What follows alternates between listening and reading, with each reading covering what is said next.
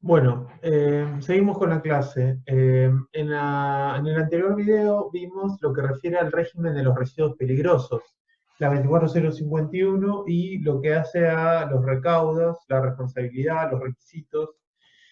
Vimos que hicimos mención a lo que refiere al carácter de la ley. Habíamos dicho que una ley mixta, ya que tiene normas que hacen al derecho común, como son todo lo que hace el régimen de responsabilidad penal, pero a la vez es una ley, una norma de adhesión, no una norma de presupuestos mínimos, habíamos dicho claramente y enfáticamente, principalmente por una norma anterior al concepto de presupuestos mínimos que se incorporó, como ustedes saben, en la reforma constitucional del 1994. Ahora bien, ahora sí vamos a ver una ley de presupuestos mínimos. Por un lado, lo que refiere a la ley 25612, que es la ley de residuos industriales, y por otro lado, lo que hace a la ley de gestión de residuos domiciliarios. Vamos a compartir pantalla. Bien, ahora bien, vamos a empezar por lo que refiere al régimen de la ley 25612. Nosotros teníamos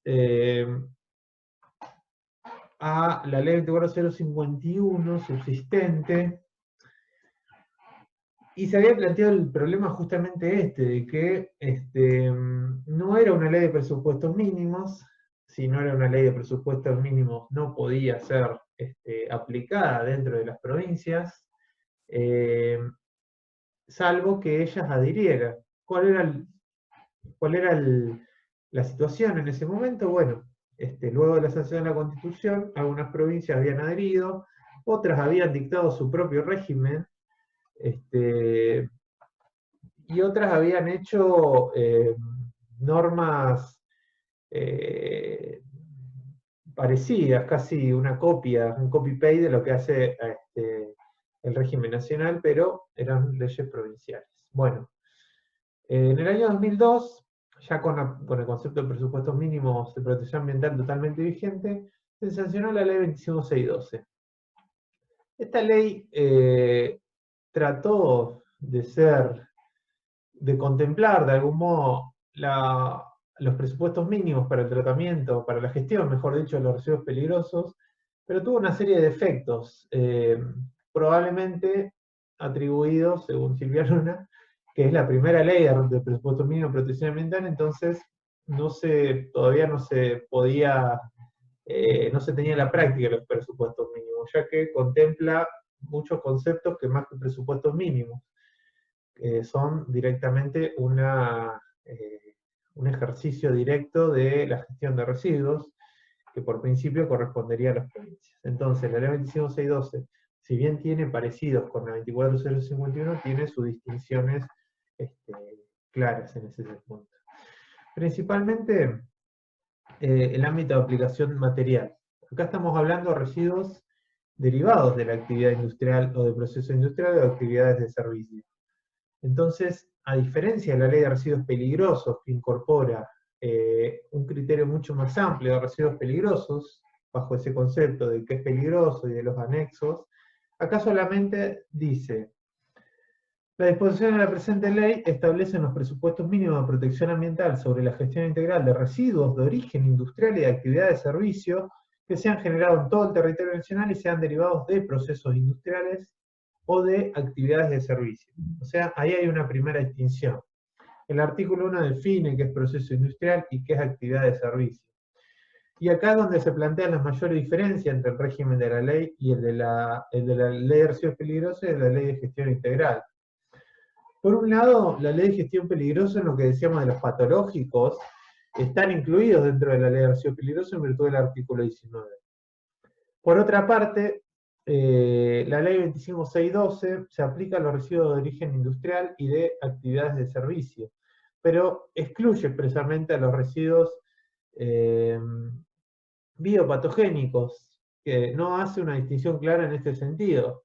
Entonces, ¿cuál es la situación hoy de estos residuos? Bueno, ¿son residuos peligrosos? Bueno, sí son residuos peligrosos, pero entran dentro del anticuerpo 051 y no de la ley 25612. Entonces ya tenemos una primera distinción. El artículo 5 justamente es aquel que establece las exclusiones. Establece, más allá de la exclusión de estos residuos biopatogénicos, a los residuos domiciliarios, a los residuos radioactivos, a los derivados de las operaciones normales de buques, que estos eran los conceptos que también habían sido excluidos por la 24051. Después, la ley básicamente tiene algunas similitudes en todo el tema de la trazabilidad, los sujetos, solamente que con esta cuestión de que son residuos de origen industrial o derivados de la actividad de servicio, esto no se lo olviden, digamos.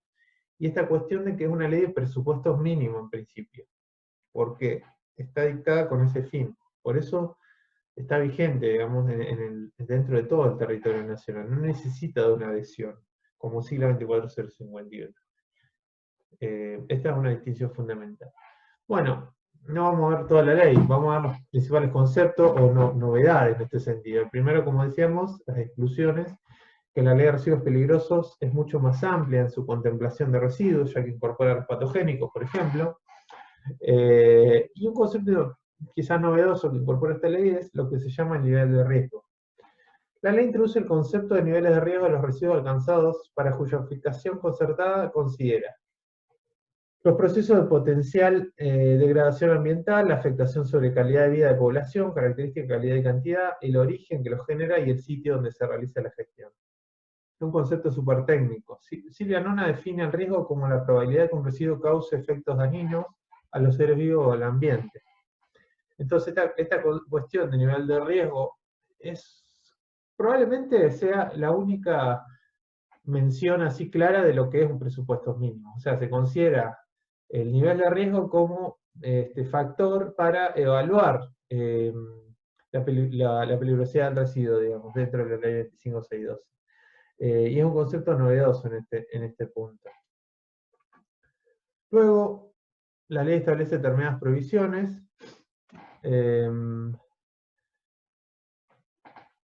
Y también el tema de los registros, tal como el tema del registrar va a ser muy, está como uniformado en este sentido, o sea, todas las leyes lo van a ver en un carácter de poder de policía. ¿Qué se busca con estas leyes? Tener el control del residuo, o sea, tener la auditoría, tener el seguimiento, eso es importante de los registros. Que cada generador de residuos industriales o de peligrosos se inscriba, que el transportista de residuos industriales se inscriba, poder controlar si esto está bien transportado, poder controlar el manejo, poder controlar la capacidad, la aptitud de quien maneja los residuos, justamente para que no produzcan daño ambiental. Eso es lo que se busca en los registros en este sentido. Entonces todo esto es básicamente similar en este punto.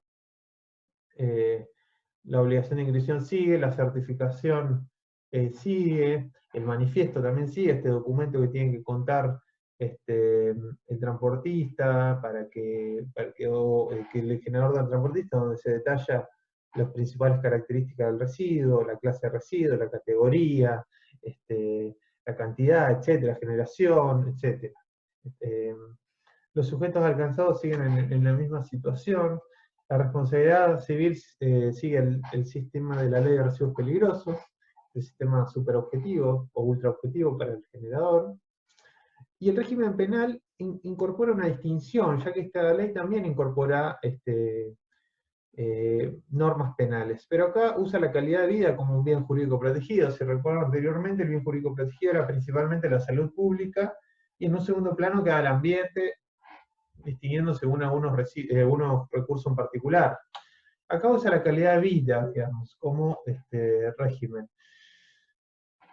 Lo malo de esto, y esto de una óptica penal, digamos, que como lo recuerdan, es esta indefinición, que es calidad de vida, digamos, un concepto bastante abstracto, ambiguo, cuando justamente en penal, en la materia penal se exige estrictez, digamos, para indicar al sujeto penalmente responsable. Y después hay un gran ausente, que es la tasa ambiental, que nosotros hemos visto que en la ley de residuos peligrosos estaba, esta herramienta de externalidad, podemos decir, y que ahora no, digamos, en ese sentido. Bien, como verán, la ley 25612, lo más importante que tengan en cuenta es el carácter de la ley, los residuos involucrados, las distinciones, y después tiene muchas semejanzas con algunas distinciones que trazamos respecto al régimen de la ley 24051. Ahora vamos a ver lo que hace a los presupuestos mínimos de protección de residuos domiciliarios.